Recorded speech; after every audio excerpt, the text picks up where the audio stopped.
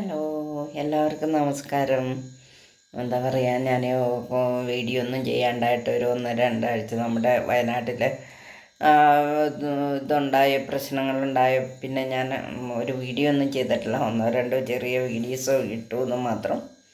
അതാ വയനാട്ടിലെ ഉരുൾപൊട്ടൽ സംബന്ധിച്ചമായ കുറച്ച് കാര്യങ്ങൾ മാത്രം പറഞ്ഞുകൊണ്ടുള്ള ഒരു വീഡിയോസ്. പിന്നെ എല്ലാവരും സഹായിച്ച് എനിക്ക് 1K കഴിഞ്ഞിട്ടുണ്ട്. പക്ഷേ മോണിറ്റേഷനൊന്നും കൊടുക്കാനായിട്ടില്ല. എനിക്ക് എന്താ പറയുക, ഇത് വാച്ചിങ് അവർ ആയിട്ടില്ല എന്ന് തോന്നുന്നു. എനിക്കറിയില്ല, ഞാനത് ശ്രദ്ധിച്ചിട്ടുമില്ല. അപ്പം ഞാൻ ഇപ്പോഴും നല്ലൊരു വീഡിയോ ഇടാനോ ഒന്നും, ഞാനിടുന്ന വീഡിയോ ഒന്നും അത്ര നല്ലതൊന്നും അല്ല. എന്നാലും പിന്നെ എനിക്കറിയാം, ഒരു വീഡിയോ ഇടാനൊന്നും മാനസികാവസ്ഥയിലല്ല. ഓരോരുത്തരുടെ അവസ്ഥകളൊക്കെ കണ്ടിട്ട് അവരെ എങ്ങനെയെങ്കിലുമൊക്കെ ഒന്ന് പറ്റുന്ന വിധത്തിൽ സഹായിക്കണം എന്നൊക്കെയുള്ള സാഹചര്യത്തിൽ അതിൻ്റെ പുറകെയാണ്. അപ്പം ഞാൻ പറയാൻ ഉദ്ദേശിച്ചെന്ന് വെച്ചാൽ, ഇത്രയൊക്കെ കണ്ടിട്ടും പഠിക്കാത്ത ചില ആൾക്കാരുണ്ട്.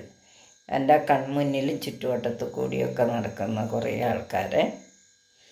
അതിലൊരു ഉദാഹരണം പറയുകയാണെങ്കിൽ, ഇവിടെ വഴിയല്ല, സ്ഥലത്തിൻ്റെ ഇങ്ങനെ മതിൽ കെട്ടുന്ന ഒരു പ്രശ്നം വന്നിട്ട് എന്താ പറയുക, ആകെ എല്ലാവർക്കും 6 സെൻറ്റും 10 സെൻറ്റും ഒക്കെ ഉള്ളൂ. ഒരടിക്ക് വേണ്ടി അവിടെ ഇത് ചരട് കെട്ടിപ്പിടിച്ച് ഇതൊക്കെ കുത്തിയിട്ട് അത് പറിച്ചു മാറ്റുന്നു. അവർ പോയി കഴിയുമ്പോൾ പിന്നെ വന്ന് അളന്ന് നോക്കുന്നു. കിട്ടുവാണെങ്കിൽ 1 അടി അല്ലെങ്കിൽ 2 അടി, 6 അടി പോലും കിട്ടില്ല. ഒരു മനുഷ്യന് ആവശ്യം 6 അടി മണ്ണ്. 6 അടി മണ്ണും കിട്ടുമെന്ന് എന്താണ് വിശ്വാസം നമുക്ക്? ഇപ്പം കണ്ടില്ലേ, നമ്മളുടെ ചുരൽമല മുണ്ടക്കയ്യ ഭാഗത്ത് ഉരുൾപൊട്ടിയിട്ട് നമുക്കെവിടെയായിരുന്നു 6 അടി മണ്ണുണ്ടായിരുന്നത്? ജാതിപതി മതഭേദമന്യേ എല്ലാവരും കൂടി ഒന്നിച്ച്. അതൊന്നും ഈ മനുഷ്യന് മനസ്സിലാക്കുന്നില്ല. എന്നിട്ടും ഇതെല്ലാം കണ്ടിട്ട് ഇത്തരം കാണിക്കുന്ന മനുഷ്യനെ നമ്മൾ എന്താ പറയേണ്ടത്? അതേപോലെ പിന്നെ ഒരു മീൻകാരനോട് അവർ കുറച്ച് ചില്ലറ വാങ്ങുകയാണ്. ഒരു 500 രൂപ കൊടുത്തിട്ട് കുറച്ച് നോട്ടുകൾ വാങ്ങുകയാണ്. അവർ എന്താ പറയുക, പള്ളിയിലിടാൻ വേണ്ടിയിട്ടാണ്. ആ നോട്ടുകൾ കൊണ്ട് കഴുകിയെടുക്കുന്ന ഒരാളെ ഞാൻ കണ്ടു. അവരോടുള്ള മീൻ മേടിച്ച് നമ്മൾ കഴിക്കും.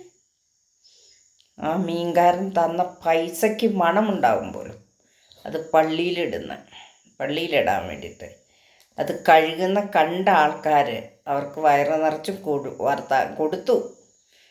എന്നാലും മനുഷ്യർ ഓർത്ത് നോക്കിക്ക്, എത്ര കുറച്ച് നാറ്റം ഉണ്ടാകുമായിരിക്കും ചിലപ്പം. നമ്മൾ ആ മത്സ്യമല്ലേ കഴുകി വൃത്തിയാക്കി ഇതാക്കിയിട്ട് നമ്മൾ കഴിക്കുന്നത്. അവർ തൊട്ടുന്നോർത്ത് നമ്മൾ മേടിക്കുന്ന ഓരോ നോട്ടുകളും ആരുടെയൊക്കെ മുന്നിൽ എവിടെയൊക്കെ പോയിട്ട് വരുന്നതാണെന്ന് അറിയോ? അവർക്ക് എവിടെന്നെങ്കിലും കിട്ടുന്ന ലക്ഷങ്ങളോ ഒക്കെ ആണെങ്കിൽ അതിന് വൃത്തിഹീനമല്ല. നോട്ടുകൾ വാങ്ങിയപ്പോൾ അത് വൃത്തിഹീനമായിട്ട് തോന്നി. ഇങ്ങനെയുള്ള മനുഷ്യരോട് എന്താ പറയുന്നത്? നമ്മുടെ എന്താ പറയുക, ഇവിടെ ചുരൽമലയിൽ പിന്നെ ഇത്രയും ആൾക്കാർ മരിക്കാനിടയായി.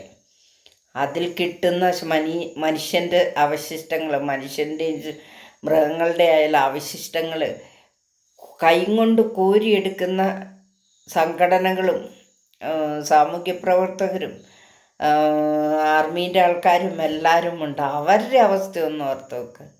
അവർക്ക് വെറുപ്പുണ്ടായിരുന്നോ? ഓരോ ശവശരീരങ്ങളും ഓരോ അവയവങ്ങളും കിട്ടുമ്പോൾ അവർ സങ്കടത്തോടു കൂടി ഓരോ സ്ഥലത്ത് എത്തിക്കുന്നില്ലേ?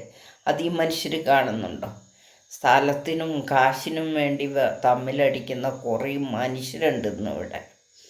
എത്ര കിട്ടിയാലും പാഠമാകാത്തവർ. എന്താ പറയണേ? എനിക്ക് അവരോടൊന്നും ഒന്നും പറയാനില്ല. വെറും എന്താ പറയുക, മൗനം പാലിക്കുക, അല്ലെങ്കിൽ കണ്ണീര് വാർക്കുക. ഇതൊക്കെയേ ഉള്ളൂ ഇവരുടെയൊക്കെ മുന്നിൽ. അല്ലെങ്കിൽ പ്രാർത്ഥിക്കുക അവർക്ക് നല്ലത് വരണേ എന്ന്. അതിൽ കൂടുതലൊന്നും പറയാനില്ല.